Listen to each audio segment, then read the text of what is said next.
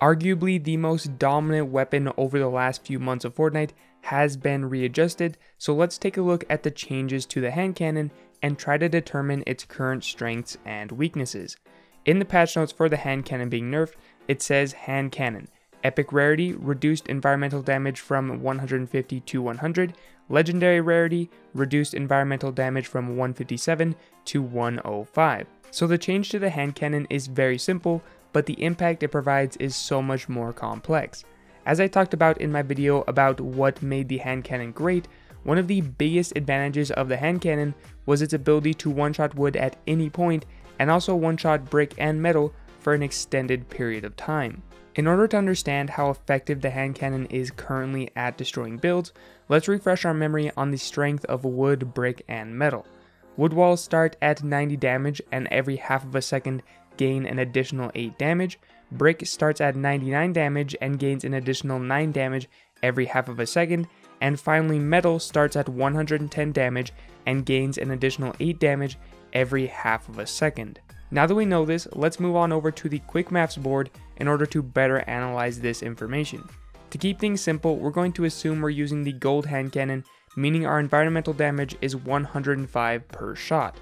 So when it comes to destroying wood, the hand cannon has a window of under 1 second after the wood is placed, because once the wood reaches 1 second, it will be 106 damage in strength. For brick, it has a window of under half of a second, because once it reaches half of a second, it will be 108 damage in strength. When it comes to metal, at no point can the hand cannon destroy it in one bullet.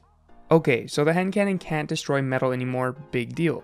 At least it can still destroy wood and brick, right? Well, there are other factors we haven't considered, such as the draw speed of the hand cannon. The hand cannon takes 53 hundredths of a second to draw, meaning that if you don't have your hand cannon out when your opponent places a wall of brick, you won't be able to draw the hand cannon fast enough to destroy it in one bullet. And if you hesitate even a tiny bit, you might not draw it in time to destroy a wall of wood either. So if you want to take advantage of the hand cannon's build destroying capabilities, you need to have it out and ready. Not a big deal, right? Well, yes, but even then you are only going to be able to truly take advantage of the very first shot. If your opponent builds another wall immediately after you shot out the first one, then you have to wait for the hand cannon to be ready to fire again. And the hand cannon only fires one bullet every 1.25 seconds, meaning that once it was ready to fire again, it wouldn't even be able to destroy wood in one shot anymore. So as you can tell, the hand cannon took a pretty hard hit at what made it one of the best weapons in the game. In most situations currently in Fortnite, you're going to find that the hand cannon just is not going to one-shot or be truly effective at trying to destroy your opponent's builds. So the question is, are there other weapons that are more effective at destroying builds than the hand cannon currently? Well, there are definitely weapons that are faster at it. Let's take for example a blue silence SMG. The silence SMG has a faster draw speed than the hand cannon at only 33 hundredths of a second, and it takes the silence SMG only 44 hundredths of a second to do 120 damage, meaning that you could destroy not only wood and brick, but also metal in just 77 hundredths of a second. Whereas if you tried to destroy metal with the hand cannon, you'd have the draw speed of 53 hundredths of a second plus the fire rate of 1.25 seconds, since one bullet isn't enough to destroy metal, resulting in total time for the hand cannon being 1.78 seconds, more than twice as long as it would have taken the SMG. The other advantage of the SMG is that it fires so many bullets that it never really suffers greatly if you hesitate a second or two before trying to destroy builds. You can simply keep firing the weapon since it fires more than 10 times faster than the hand cannon. Now the SMG may be way more effective than the hand cannon now at destroying builds, but there's one major thing that the SMG is missing that made the hand cannon so great before the nerf, and that is the knowledge of when the build was going to be destroyed. With the old hand cannon, you knew that the second you fired that bullet, it was going to destroy a wood wall. What this meant is that if you were fighting right next to someone who had walled you off, you could pull the trigger, immediately pull out your blueprints for a wall, and try to take over control of that wall. With an SMG, it is extremely difficult to pull that off nearly as effectively.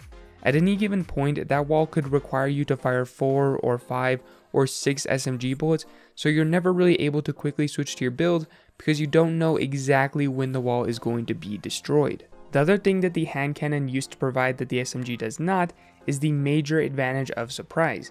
Your opponent didn't know when you were trying to break a specific wall until you started shooting at it.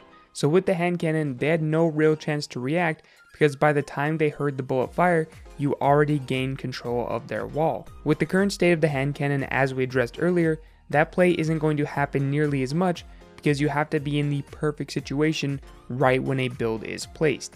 So what are the best options for taking over someone's wall now? Well, I would say number one is the pickaxe. You always have it on you. It does 75 damage per swing, meaning that you will always be able to destroy wood in 2 hits.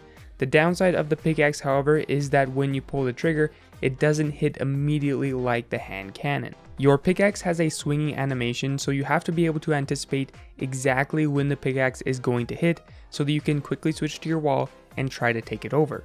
The other downside of this is also that you lose the element of surprise because you have to take one swing first, giving your opponent a heads up before you take the second swing to try and destroy the build. The second option that I personally think is a better option is to use the pickaxe and then the heavy AR. The gold heavy AR does 48 damage to builds, so if you were to do one hit with the pickaxe and then switch to your heavy AR, you're doing a very reasonable 123 damage. Now of course that is less damage than the pickaxe because the pickaxe with 2 swings would be doing 150 damage. But what this provides that the pickaxe alone doesn't is the ability to know that the very instant you pull the trigger, you can switch to your build and eliminate any guessing work, similar to how the hand cannon used to function. And if you do happen to be too slow for the heavy AR's one bullet to do enough damage to destroy the build, then you can simply pull the AR back out, fire again, and immediately switch again until you do enough damage to destroy it and try to take over that wall. The downside of this is still of course that you lack the element of surprise because in order to initiate this action, you do have to swing your pickaxe once first. The final option in trying to take over an opponent's wall would be to use a sniper, specifically the heavy sniper. The heavy sniper is the hardest hitting sniper in the game and will do enough damage to destroy a fully built metal structure in one shot. So it's the only gun in the game that will give you that crucial element of surprise every single time. The problem with it, however, is that once you fire that one bullet, if you fail or if your opponent gets away, then if you want to make that play again, you have to take the time to reload the entire weapon, which takes over 4 seconds. So in my personal opinion, a pickaxe and a heavy AR, or an infantry rifle, or maybe even a normal assault rifle is going to be the best option.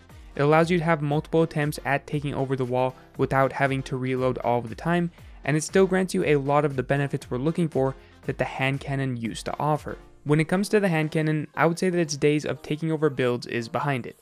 Is it a terrible weapon?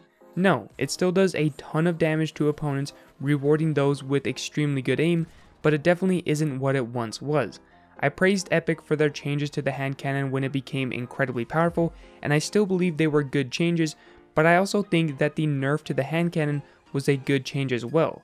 People get tired of games being in the same state for too long, so while the changes may have been good at one point in time, after a long period of time, sometimes it's just best to switch up the game. So while the hand cannon may not currently be a top tier weapon, maybe one day far in the future, it will be great again.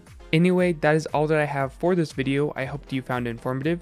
If you're new here and like this type of content, feel free to subscribe.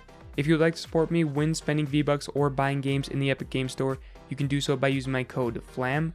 If you haven't entered a creator's code in the Fortnite item shop and received your free cuddle wrap, make sure you do so very quickly because this promotion is going away on the 22nd of February. So if you want to enter my code and get a free wrap, you can do so, no purchases necessary. Simply just put my code in and it will automatically give you a free wrap. Sorry this video took me so long to make. I actually switched mics, as I'm sure you can hear. Hopefully it sounds nice and crisp.